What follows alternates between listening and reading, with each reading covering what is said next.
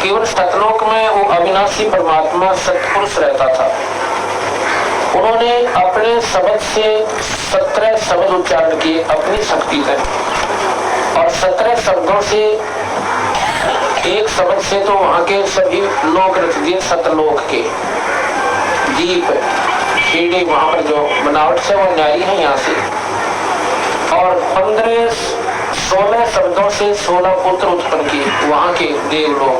वहां जो सतलोक की जो सृष्टि वहां की, उसमें पहले शब्द से सभी लोक आदि रच दिए। दूसरे शब्द से कूर्म नाम के पुत्र की उत्पत्ति की।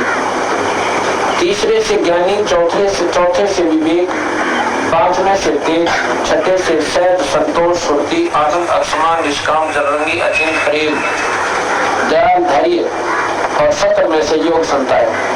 ये इनके पुत्रों के नाम है जो सतलोक में होते रहते हैं। इस प्रकार सतपुरुष ने 17 शब्द उच्चारे, जिसमें 16 शब्दों से 16 पुत्र, एक शब्द से सब दीप लोक, मानसरोवर आदि सतलोक में रच दिए। 16 पुत्रों को नारे नारे लोग देकर उनमें रहने की उनको कहा। उसमें अन्य कंस्ट्रक्शन और करनी थी। उसके लिए अचिंत नाम के अपने पुत्र को, जो 12वें नंबर का है, उसको कहा कि आप सृष्टि रचो, वहां के लोक रचो। उसके लिए उसने अक्षर की उत्पत्ति की। अक्षर ने अपने 4 अंशों की उत्पत्ति की। 4 अंशों की उत्पत्ति को देखकर अक्षर पुरुष बड़ा प्रसन्न हो गया, और वहां पर अमृत सरोवर में जाकर आनंदित हो गया, नींद आई। और काफी दिनों तक कोई भी सृष्टि नहीं रची। तो सतपुरुष ने कहा कि सृष्टि, अचित को कहा था सृष्टि रचो। अचित ने कहा कि अक्षर पुरुष ऐसे माँ उसमें अमृत सरोवर में सो रहा है, उठ नहीं रहा, गहरी नींद रहा है, उसको कौन जगावे, मन मन नकरा के श्राप दे दे। ऐसा भी डर लग गया ऋषियों से। लेकिन सतपुरुष ने एक अंडा बनाया शब्द शक्ति से। उस अंडे को जल में डाला, घना बड़ा अंड था, और वो गड़गड़ाहट करता हुआ जब नीचे जल में प्रवेश हुआ तो उसमें अचिंत के उसकी अक्षर पुरुष की आंख खुल गई। अक्षर पुरुष की जब आंख खुली तो एकदम वो जैसे कांची नींद उठाना आदमी, थोड़ा थोड़ा गुस्सा भी मिला हुआ उसमें। उसने जब देखा वो अंडे में वो तेज क्रोध प्रवेश कर गया, और वो अंडा फूट गया। अंडे के फूटने में उसमें से एक तेजो में पुरुष निकला, जिसका नाम ज्योत निरंजन रख दिया। तेज प्रकाश था उसके रूप, प्रकाश तेज में शरीर था उसका। उस तेज से उसका दीप्तिमान शरीर हो गया और पुरुष बनकर निकला। उसको ज्योत निरंजन कहा। आकाशवाणी हुई कि अक्षर पुरुष तुझे जगाने के लिए हमने अंडा भेजा था, और अब तुम दोनों के दोनों बाहर आओ। बाहर आए और कहा कि तुम तीनों अचिंत के लोक में रहो, अचिंत, अक्षर पुरुष और ज्योत निरंजन। बाकी 15 पुत्रों को तो न्यारे न्यारे लोग अचिंत के लोक में, ये 3 इकट्ठे हो गए। अब निरंजन ने सोचा और तो सारे भाई अलग अलग रहते हैं, तो हमारे को तीनों को एक में बांध दिया महाराज जी पिताजी, मैं तो अपना न्यारा राज करूंगा। तो उसने न्यारा होने की प्रवृत्ति बनाई। 70 युग तप एक किया, 70 युग तप एक किया, 64 युग तप एक किया। प्रथम 70 युग के बदले उसने क्या मांगा कि मुझे न्यारा लोक दे दो। सतपुरुष परमात्मा पूर्ण ब्रह्म ने प्रसन्न होकर 21 ब्रह्मांड का राज 70 युग के तप के बदले में दे दिया। अगले भाई इनमें तो खूब राजी बने, और ये 21 ब्रह्मांड सतलोक में ही थे। ये 21 ब्रह्मांड उस सतलोक में ऐसे हैं जैसे बड़े महल में एक माचिस रखी हो, इतनी जगह है, उस इतना बड़ा सतलोक है। अब निरंजन ने सोचा इस समय भाई कि मैं कंस्ट्रक्शन करूं, अपनी न्यारी रचना करूं। वो दूसरी बार 70 युग तप किया तो सतपुरुष ने पूछा भाई क्या मांगे, वो लोग मांगे थे दे दिए।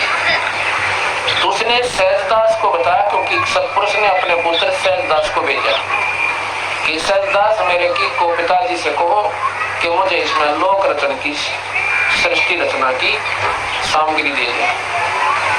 आकाशवाणी हुई कि कहो इसको कि कूर्म के पास, इसके बड़े भाई के पास सृष्टि रचना की सामग्री रखी है। वो लिया, पर लेना हाथ जोड़कर, हाथ जोड़कर लेगा तो इसकी सृष्टि बढ़िया चलेगी और कोई अकाल मृत्यु दुर्भिक्ष नहीं होगा। निरंजन ने पता लग गया कि कौरव के पास सृष्टि बड़े भाई तो रह चला गया। कौरव से पूछा कि मुझे वो लोक रचन की सृष्टि दे दो, रचन सामग्री दे दो। वो कहने लगा भाई ये तो बहुत कीमती है और पुरुष के पूछे बिना मैं झूठ बोलूं। पिताजी तो पूछूं पहला, जो बोला भले पुरुष मैं झूठ बोल रहा हूँ तेरे, मेरा भी यकीन नहीं करते आप। तो बोला यकीन 100 का 100, लेकिन भाई उनका आदेश भी तो है कि मेरे से पूछ लेना या किसी को दे तो कठिन जरूरी चीज से है। तो 2 मिनट बैठ मैं समाधि लाता हूँ और पुरुष के चरणों में नमस्कार करता हूँ। जैसे हम टेलीफोन करते हैं कि मैं टेलीफोन पर पूछ लेता हूँ, लेकिन संतों का टेलीफोन समाधिस्थ होकर ध्यान मगन होकर उनके चरणों में पहुंच जाना होता है। अब जहाँ समाधि का सब झंझट होता है, मन समाधि ला गया 6 महीना वापस हो रहा है। आज निरंजन न मेरा था ज्योति निरंजन ने एक बार समाधि लागी मन 6 महीना होता और तुम्हारा बात देखे जागा मुंह में। उसने तो जहाँ लगाना चाहा उसका पकड़ कर मुकुट अनियोला मेरी बात सुन पीछे लगाना समाधि समाधि, मैं झूठ बोलूं अर्थात ध्यान नहीं लगाने दिया। और जो ही उसने मुकुट हाथ लाया, मुकुट हाथ में आ गया। उस मुकुट में ये सारे पहाड़ पृथ्वी ये सब अपने 9 ग्रह पृथ्वी 7 समुद्र या पानी पूनी सारे सूर्य चांद सितारे 9 लाख अपने अपने स्थानों को घूमने लाएगी। अब यहाँ पर बुद्धि हमारी संकीर्ण हो जाएगी कि ये बनावटी सी बात है। ईसा मुकुट क्यों होगा इसमें, जो उनके 7 समुद्र पहाड़ और पत्थर सब उधर रखे थे कपौर पीना ये उन लोगों के लिए जिनकी बुद्धि बहुत छोटी है। अब वहां पर ये बीज रूप के अंदर की सारी सृष्टि रची।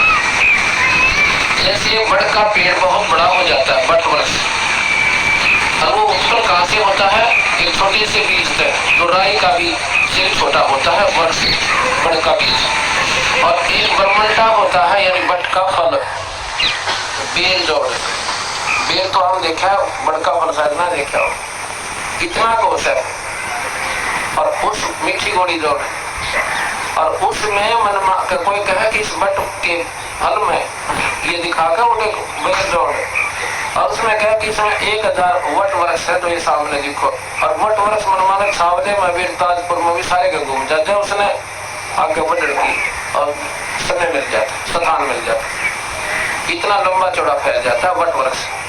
अब इतने बड़े वट वृक्ष ने बड़के वृक्ष ने दिखाकर क्योंकि इस फल में 1000 है, ऐसे ऐसे तो नादानता सीख रहा है और ज्ञानवान पूर्ण पकड़ेगा, बिल्कुल सही है, बीज से बना है ये। इसी प्रकार ये सारी सृष्टि को न सोचा न्यू थी नहीं, इससे भी सूक्ष्म बीज है इसका सृष्टि का। ये 5 तत्व वहां पर मूल रूप में थे उस कूर्म के मुकुट में, और उस मुकुट में ऐसे दरे थे जैसे कोने पर माखी चिपका रखी, इतने बड़े मुकुट में, और बाहर आते ये फैल गए। जैसे एक छोटी सी टिकिया होती है, बच्चे होली या दिवाली पर उसका अग्नि लगा देते हैं, बिल्कुल छोटी सी बटन के समान होती है, और वो उसमें फिर नो फूंक फूंक कर इतना बड़ा सांप बन जाए नो, और नो घूम जाए ऐसा मोटा दिखे। वो कहाँ से आ गया उसमें, उस टिकिया से, उसमें था वो पर दिखे ना था, उस अग्नि ने उसका वो आकार प्रज्वलित बना दिया, प्रज्वलित कर दिया। इसी प्रकार ये इतना ही व्यवसायिक ब्रह्मांडा का जैसे वो टिकिया का बना हुआ सांप वो सब बहुत होता हाथ लग के लुटे। तो ये स्थायी सृष्टि नहीं है, ये अस्थायी है, पर समय थोड़ा सा लंबा है इसका अस्थायी होने का, इसका विनाश होने का थोड़ा लंबा समय रखा हुआ है, इसलिए हमने अस्थायी ला गए। तो जब पूर्व तो निरंजन तक कूदता आया, अगला अलिम समाज अपना काम बढ़ गया, डांग छोटी आ गया वापस। उधर से पूर्व कहने लगा पिताजी सत्पुरुष है कि निरंजन आया था और बदतमीजी कर गया मेरे संग में, और आप एक बार क्या कहते तो मैं अपना घर दूं, क्योंकि इस निरंजन तक घनी शक्तिशाली है।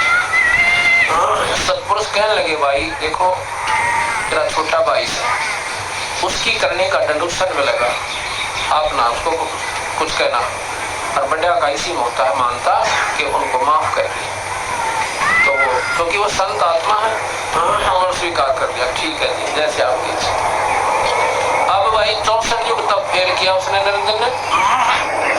क्यों किया? कि इसमें जीव चाहिए। अब ये तो पृथ्वी बन गई, 9 लाख तारे भी बन गए, 40 सूरज भी हो गए। अब ये इसमें जीव नहीं होगा, बिना जीव के इसका मतलब होगा क्या? मेरा कहने का मन होगा। अब यहाँ पर जीव चाहिए। 64 युग तक के बाद फिर सत्पुरुष ने सोचा इसका रोज का काम हो गया, बैठ के इसका पक्का प्रबंध करता हूँ। कैसा किया? जैसे बच्चे ने भेजा स्कूल में और पावर से भेजने में मतलब कार ले दे, जब जाओ कॉलेज में, पढ़ाने का थोड़ा कार में जाता है, या मोटरसाइकिल ले जब जाओ कॉलेज। तो वो माता पिता समझ जाता है ये ऊपर लगवाना वो एग्जाम आ गया, अब इसका पक्का काम करते हैं, ब्याह कर दीजिए। उसने भलो बना के कहेंगे बेटा तो शादी का योग हो गया, शादी कर देंगे। अब शादी का नाम पे एक दो बदलना चाह बालक फिर सोई गलती दिया कर, फिर ब्याह हो जाए। ब्याह हुई बात है वो अपने नून मिर्च में बच जाए, फिर मात पे ज्यादा पीछा छूटे। इसी प्रकार सत्पुरुष ने निरंजन का ब्याह करना था, पर वो ब्याह ऐसा नहीं था जैसा हम करते हैं, उनका ब्याह और तरह का था। उन्होंने एक कन्या बनाई अपनी सबद शक्ति से सत्पुरुष ने, जिसका नाम आदि माया अष्टंगी 8 भुजा वाली, जिसको भवानी भी कहते हैं। वो लड़की अपनी सबद शक्ति से बनाई, सुंदर शक्ति, सुंदर लड़की।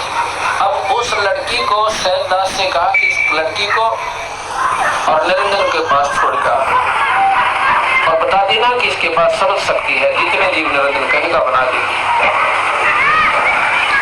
अर्थात ये सृष्टि गृहस्थी क्रम नहीं था, वहां पर सबद से सृष्टि रचनी थी। जितने जीव कहेगा ये प्रकृति मूल है, ये आदि भवानी, ये माया है, इसके पास बीज रूप में सब जीव देती है। अब वो जीव, अब एक भाई ने प्रश्न किया, बड़ा जटिल प्रश्न किया